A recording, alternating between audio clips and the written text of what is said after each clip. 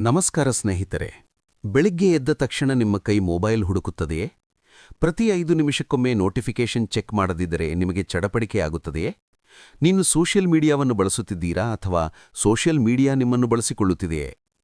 ಇಂದು ನಾವು ಅನುಭವಿಸುತ್ತಿರುವ ಈ ಡಿಜಿಟಲ್ ನಶೆಯ ಬಗ್ಗೆ ಗೌತಮ ಬುದ್ಧ ಸಾವಿರಾರು ವರ್ಷಗಳ ಹಿಂದೆಯೇ ಒಂದು ಗಂಭೀರ ಎಚ್ಚರಿಕೆ ನೀಡಿದ್ದರು. ಈ ವಿಡಿಯೋ ನಿಮ್ಮನ್ನು ಸ್ಕ್ರೀನ್ನಿಂದ ಹೊರತಂದು ಬದುಕಿನ ಕಡೆಗೆ ಮುಖ ಮಾಡುವಂತೆ ಮಾಡುತ್ತದೆ.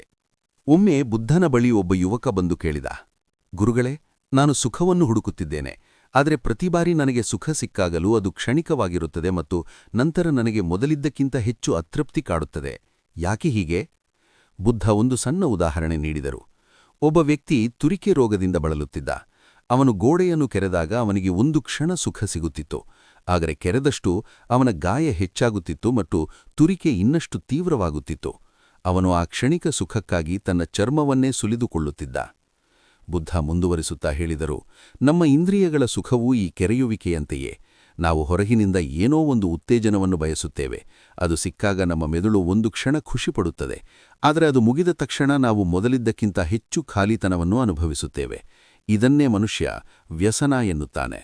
ಸ್ನೇಹಿತರೆ, ಇಂದು ನಿಮ್ಮ ಸ್ಕ್ರೋಲಿಂಗ್ ಮತ್ತು ರೀಲ್ಸ್ ನೋಡುವುದು ಇದೇ ಕೆರೆಯುವ ರೋಗದಂತೆ ಆಗಿಲ್ಲವೇ? ನೀವು ಒಂದು ವಿಡಿಯೋ ನೋಡುತ್ತೀರಿ, ನಿಮ್ಮ ಮೆದುಳಿನಲ್ಲಿ ಡೋಪಮೈನ್ ಎಂಬ ಹಾರ್ಮೋನ್ ಬಿಡುಗಡೆಯಾಗಿ ತಾತ್ಕಾಲಿಕ ಸುಖ ನೀಡುತ್ತದೆ.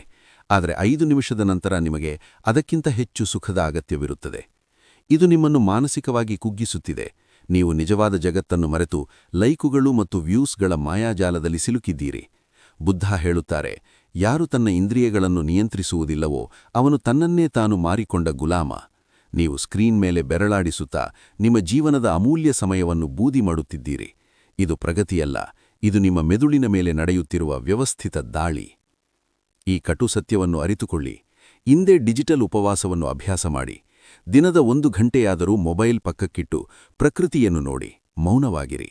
ನಿಮ್ಮನ್ನು ನೀವು ಕಂಡುಕೊಳ್ಳುವುದು ಸ್ಕ್ರೋಲಿಂಗ್ನಲ್ಲಲ್ಲ, ಅದು ನಿಮ್ಮ ಒಳಗಿನ ಶಾಂತಿಯಲ್ಲಿದೆ.